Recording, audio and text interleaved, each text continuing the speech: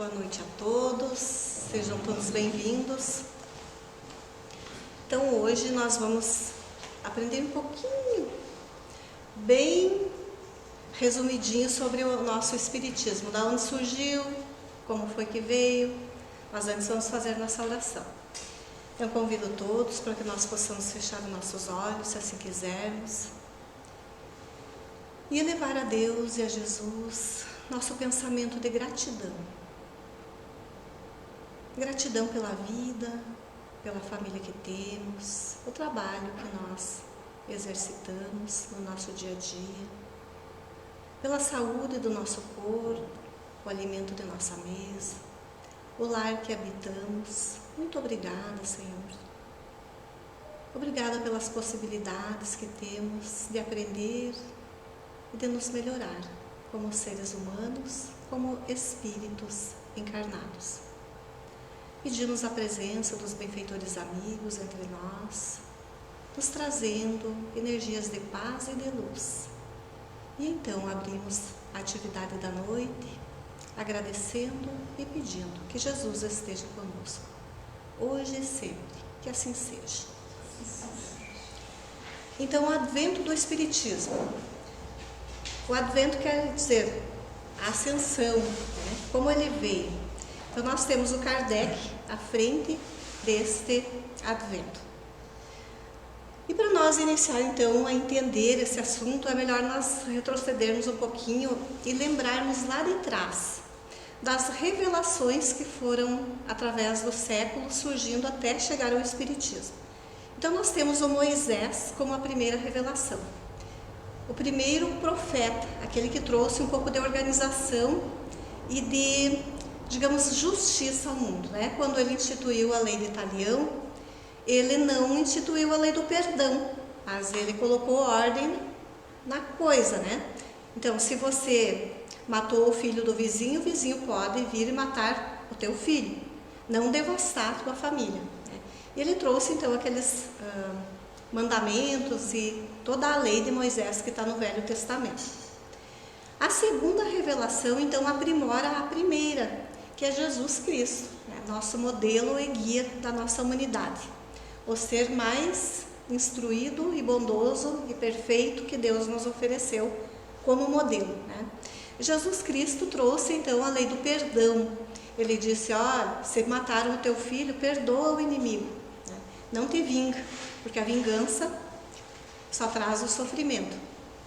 E ele nos trouxe verdades através de parábolas. Nem todos entendiam naquele momento da existência humana. Nem todos estavam preparados para entender Jesus. Tanto que sabemos o que ocorreu com ele, né? Ali havia o interesse dos sacerdotes, de que ele não fosse para frente com a sua doutrina, né? Que ele também poderia ser alguém que fosse roubar o cargo, né, dos sacerdotes, porque ele era um judeu que alguns o consideravam rei, né? Só que esqueceram que o reinado do mestre não era um reinado deste mundo, né? E assim sabemos que Jesus, ele não fracassou na sua missão.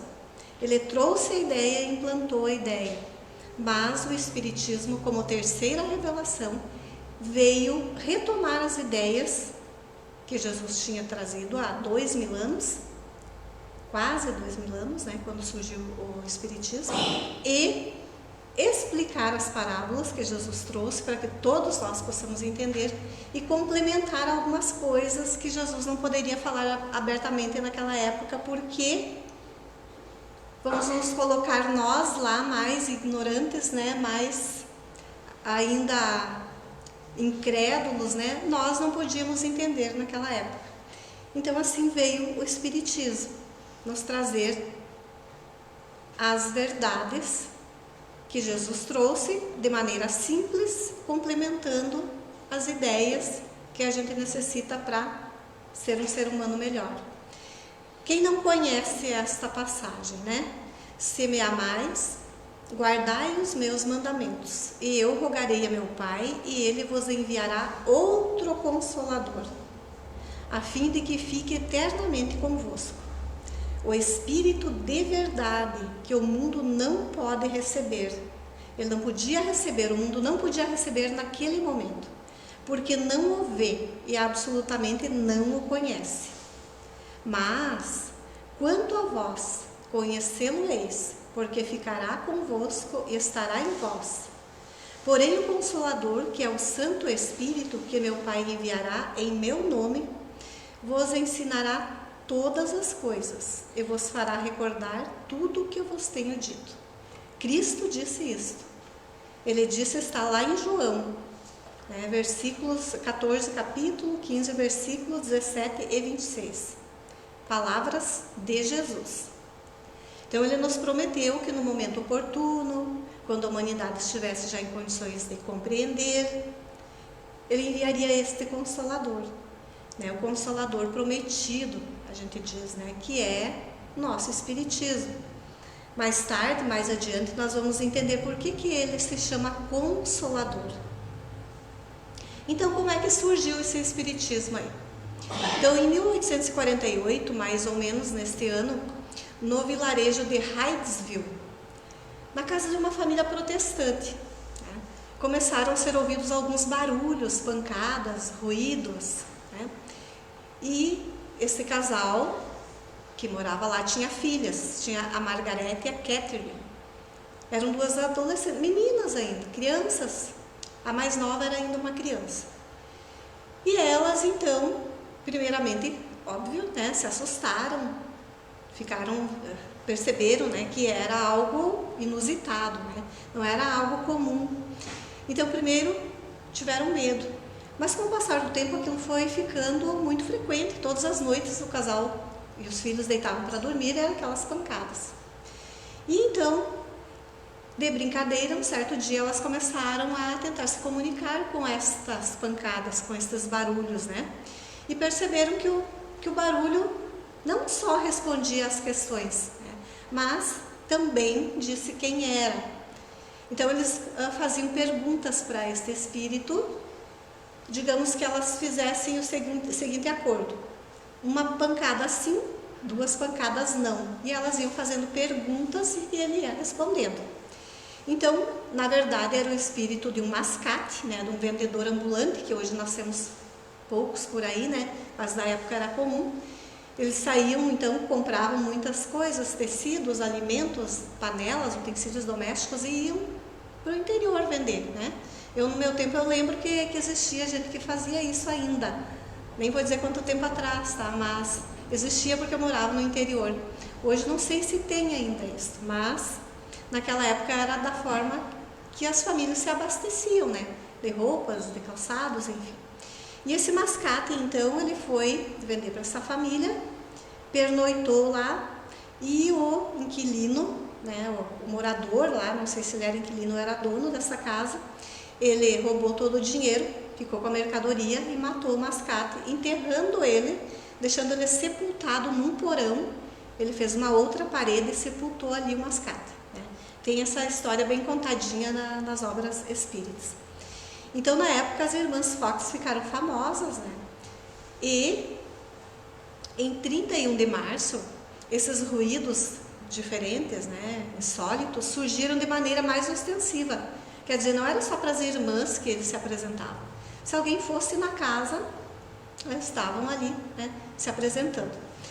E daí eles atraíram a atenção pública, inclusive da imprensa da época. Logo, eles se tornaram objeto de constatação por vários observadores, marcando na época, então, que surgiu o moderno espiritualismo lá na América do Norte. Então, nesse dia de 31 de março de 1848, marca, então, como o início do moderno espiritualismo. Não era espiritismo ainda. Espiritualismo por quê? Porque era algo que mexia com, digamos, o sobrenatural, Tudo que vai além da matéria, é considerado espiritualista. Esta é a casinha onde eles moravam, uma casa alugada que a família estava passando por ali uma temporada. O lugar era uma vila, algo pequeno, todo mundo se conhecia, era como se fosse um interior, assim. Então, esse senhor Isaac Post, ele então começou a pensar uma forma mais uma forma mais fácil de se comunicar com os espíritos, porque da forma que estava, uma pancada para isso, uma pancada para aquilo, não aprofundava o assunto. Então ele pensou em usar as letras do alfabeto para fazer a comunicação. E ele foi então o primeiro que usou as letras do alfabeto, por exemplo, A, uma pancada, B, 2 pancadas, e assim. Também não era muito fácil, né? Mas ele obteve respostas mais completas, né, das perguntas que ele fazia. Então estava descoberta a telegrafia espiritual, que foi um processo adotado depois também nas mesas girantes. O que foram as mesas girantes? Ali tem uma foto, né, uma gravura, mostrando então. Ali temos uma mesa pequena, mas a gente já viu fotos com mesas bem maiores.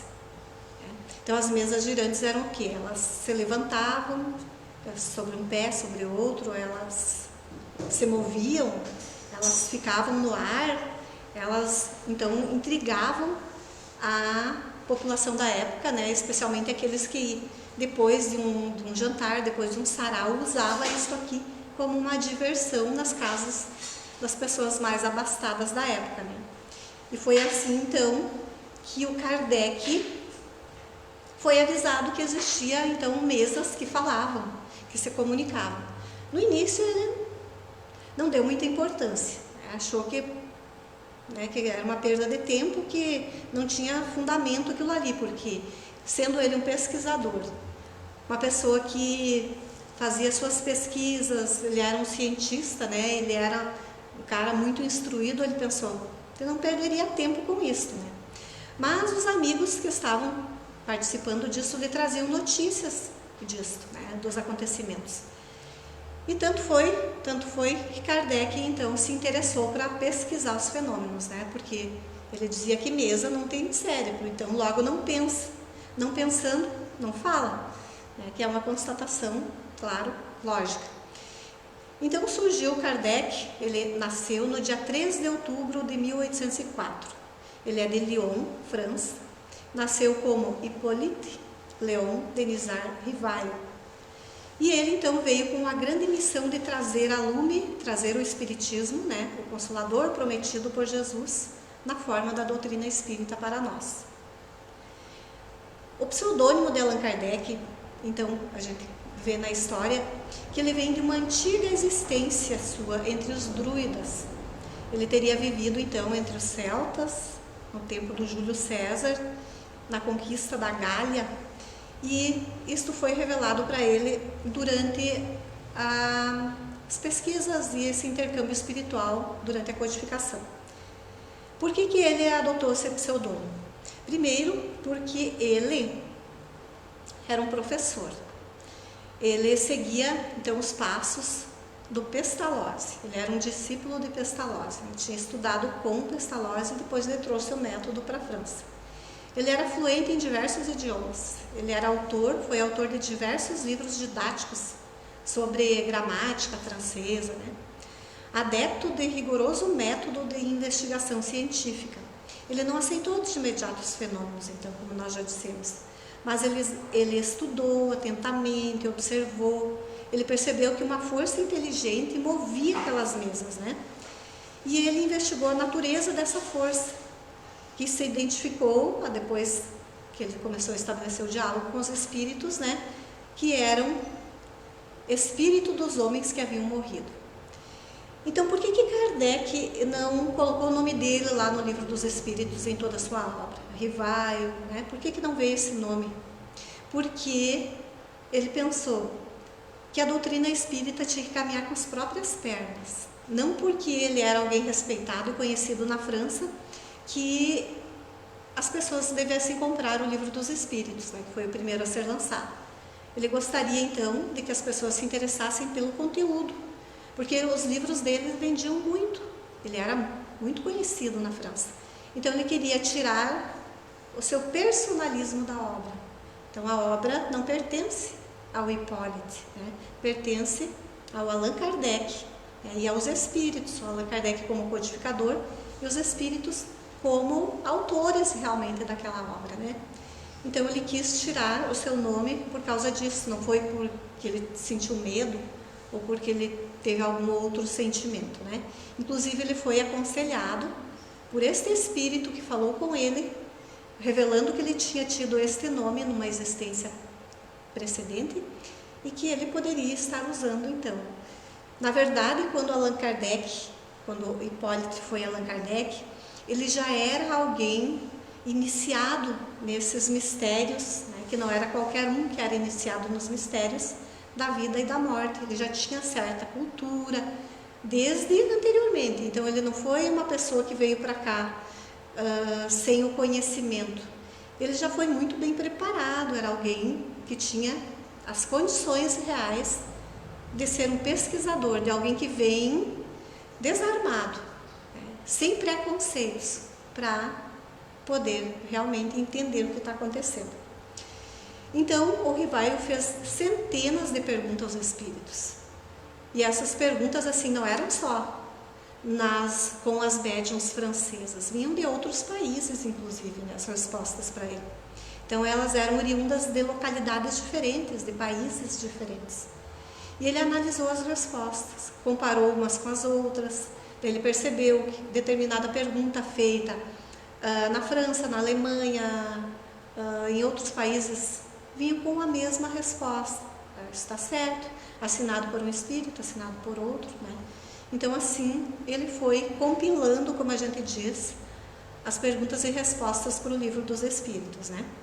Então, ele comparou, codificou, tudo submetendo ao crivo da razão, não aceitando e não divulgando nada que não passasse por esse crivo. Tem dúvida? Ficou fora, né? Ele só colocou ali o que ele realmente tinha certeza. E essa doutrina, a nossa doutrina espírita, ela foi codificada então no século XIX e tem caráter científico, religioso e filosófico. Quem diz que a doutrina espírita não é uma religião, não está certo.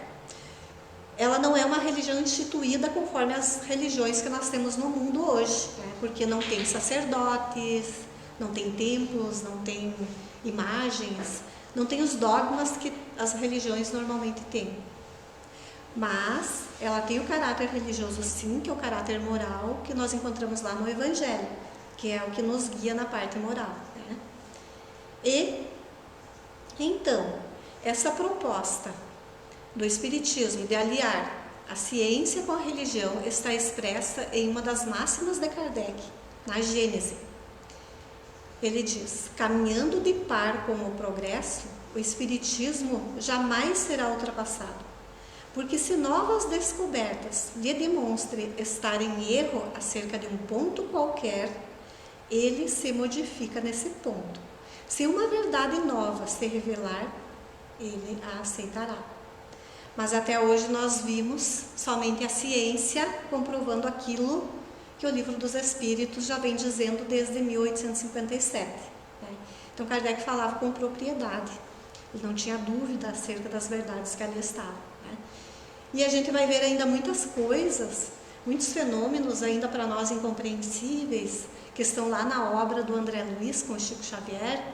A gente vai ver daqui a pouco a ciência comprovando. Né? Então, é essa aliança da ciência com a religião que faz o Espiritismo ser o uso da razão. Aqui nós não podemos ter uma fé cega, acreditar sem compreender. Daí não é espírita, daí é fanático. Né? A gente tem que entender, eu acredito porque entendo. Né? Eu compreendi essa parte, eu aceitei, a minha razão aqui compreende, aceita. Né? Então, logo para mim é uma verdade. Então assim surgiu o Espiritismo. Definiu-se então a data do surgimento do Espiritismo no dia da publicação, da primeira edição do Livro dos Espíritos, que foi em 1857, 18 de abril. Amanhã, então, 167 anos da publicação do Livro dos Espíritos, 167 anos da nossa doutrina espírita. É uma doutrina jovem, né? Por isso que ainda a gente tem a necessidade muito do estudo, né? Da compreensão por isso. Né? Então, antes do que foi definido por José Herculano Pires, na obra História do Espiritismo, página 12, como a invasão organizada dos espíritos, a nossa história é pontuada pela presença de médiuns de marcantes faculdades, que certamente prepararam o terreno para a manifestação ostensiva que culminou no nascimento do Espiritismo, que são os antecessores, aqueles que vieram antes do Espiritismo. E amanhã também, 18 de abril, a gente comemora o Dia do Livro Infantil, né, a caráter nacional aqui no nosso país. Por quê? Porque é o nascimento de o nosso querido Monteiro Lobato, que é considerado o primeiro escritor para crianças aqui do Brasil, né? Tem gente que critica a obra do Monteiro Lobato, né? Os pensadores mais dizem que ele tem uns determinados preconceitos, umas falas meio...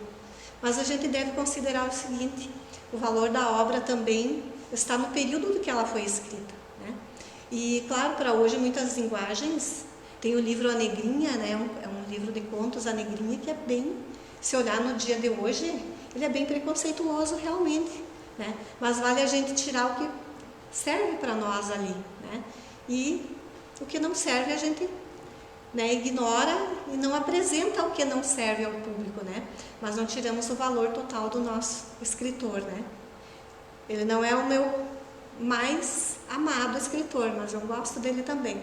Eu ainda amo mais o Érico Veríssimo. Então, quem foram os nossos precursores? Começando então com as irmãs Fox, né, que a gente já viu a história delas.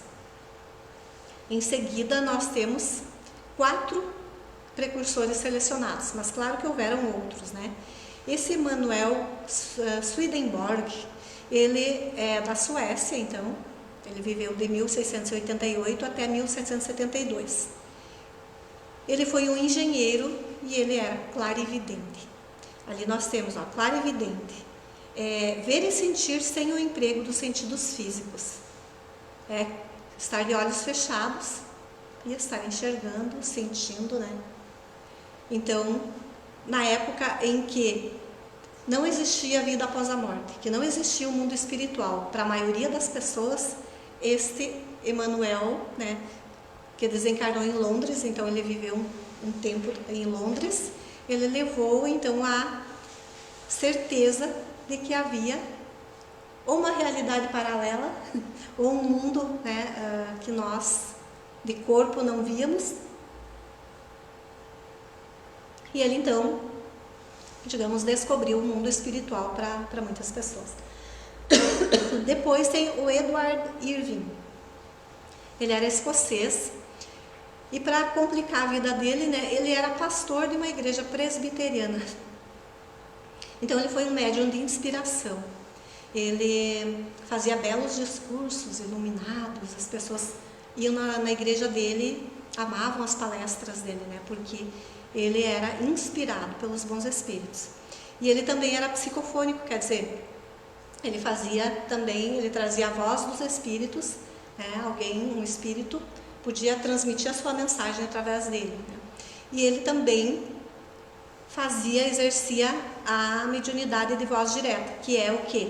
Quando o espírito não precisa de médium para se comunicar.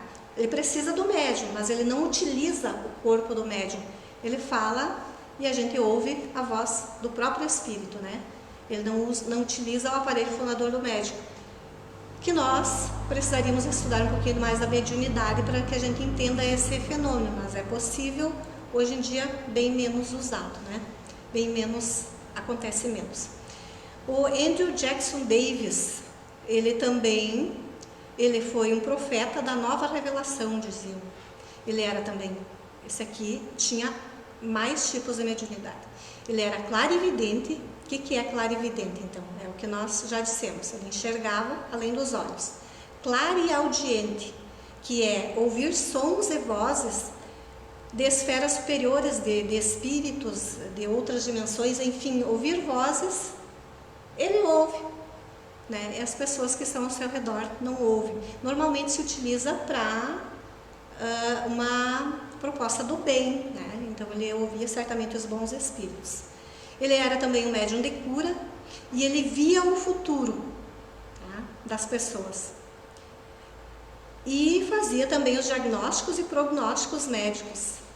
E além disso, ainda ele se exprimia em línguas desconhecidas.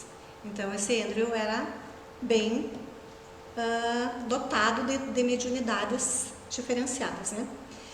E então, trazemos por último o Daniel Douglas Home, que ele era escocês e ele levitava. Se a gente colocar lá no Google, o nome dele aparece, ele levitando, assim, com o corpo, a cabeça perto do teto das casas. Bem interessante. Então, isso tudo nós encontramos no livro de Arthur Conan Doyle, A História do Espiritismo, que Arthur Conan Doyle também, né, é o nosso querido autor do Sherlock Holmes, né? E ele foi um dos precursores também do Espiritismo, porque ele se interessou, escreveu sobre, pesquisou, divulgou o Espiritismo, né? Então, chegamos na nossa doutrina espírita, que é o nosso cristianismo redivivo. O que é isto, redivivo? É o cristianismo, como a gente já falou, voltou para nós de forma simples, com as explicações de tudo aquilo que a gente não estava compreendendo até então, e ele traz a mensagem do amor. Está lá no Evangelho, no capítulo 11, o item 8. Esta leitura é muito linda, que é a lei do amor. Tá? O amor resume toda a doutrina de Jesus, visto que esse é o sentimento por excelência. E os sentimentos são os instintos elevados à altura do progresso feito. Em sua origem, o homem só tem instintos. Quando mais avançado é corrompido, só tem sensações. Quando instruído e depurado, tem sentimentos. E o ponto delicado do sentimento é o amor. Não o amor no sentido vulgar do termo, mas esse sol interior que condensa e reúne em seu ardente foco todas as aspirações e todas as revelações sobre-humanas. Então aqui nós aprofundamos um pouquinho uma visão do amor, né? Não é aquele amor só entre as pessoas, é o amor pelas pessoas, é aquele amor que não olha a cor, nem raça, nem classe social, que não olha se é parente, se é amigo, se é inimigo. É um amor que ainda a gente não consegue compreender, falo por mim, porque talvez a gente não tenha a extensão, a profundeza de conhecimento para compreender e, quem dera, colocar em prática isso. Mas a gente começa fazendo aquela reforma interior de corrigir os sentimentos negativos, ir nos polindo, porque nós somos aquelas pedrinhas brutas, modificando os sentimentos aqui, tentando olhar o outro com compreensão, e assim a gente vai amenizando a ferinha que tem aqui dentro de nós, né? Para um dia a gente estar pronto para esse amor ágape, né? Que foi o que Jesus nos trouxe. Será que Jesus amou só os discípulos dele? Ele amou inclusive os inimigos, né? Os inimigos que eram inimigos dele, mas ele não era inimigo para estes, né? Jesus não os teve aqui na Terra. Então aqui estão os livros da codificação, né? Tem uns a mais que são as obras do Kardec. Então o primeiro foi psicografado, foi organizado o Livro dos Espíritos. Depois a Revista Espírita, né? Que foi de 1858 até 1869. Depois Kardec organizou o livro que é o Espiritismo. Em 61 o Livro dos Médiuns. Em 64 o Evangelho. Em 65, o Céu e o Inferno. Em 68, a Gênese, os Milagres e as Predições. Em 69, a Iniciação Espírita. E 90, então, que foi publicado depois do seu desencarne, que são as obras póstumas, né? Então, é um livro que tem anotações sobre os bastidores da doutrina espírita, né? E foram publicados pelos amigos do codificador, então, após o seu desencarne. E aqui nós temos o Pentateuco, né, que são aquelas 5 obras que são o alicerce mesmo da obra kardeciana. Então começa pelo Livro dos Espíritos, depois dos Médiuns, depois o Evangelho, o Céu e o Inferno e a Gênese. Se a gente for ler ela em ordem, seria esta ordem, né? Mas isto vai muito do nosso interesse. A gente sempre começa pelo Livro dos Espíritos, né? O Livro dos Espíritos, uma curiosidade, Na sua primeira edição, ele trazia só 501 perguntas. Depois, o próprio Kardec revisou este livro, né, e publicou novamente em 1860 com mais 518 perguntas, que hoje ele é composto de 1019 perguntas, sobre todos os aspectos, perguntas e temas que possam nos interessar. O livro dos Espíritos, a gente nunca termina, né? Porque é uma dúvida, vai lá, né? Pega ele. O que diz o livro dos Espíritos, né? Ele é a nossa base real para a gente conhecer a doutrina espírita. E o Evangelho é a nossa base para a gente fazer da gente mesmo um ser humano melhor, né? Não esperar que os outros mudem, mudemos nós. E então aqui, a cardzinho que veio da Fergs, né? Para nós finalizar, nos diz o seguinte, que pelo Espiritismo o homem sabe de onde vem, para onde vai, porque está na terra, porque sofre temporariamente e vê por toda parte a justiça de Deus, que foi retirado da Gênesis no capítulo 1, item 30.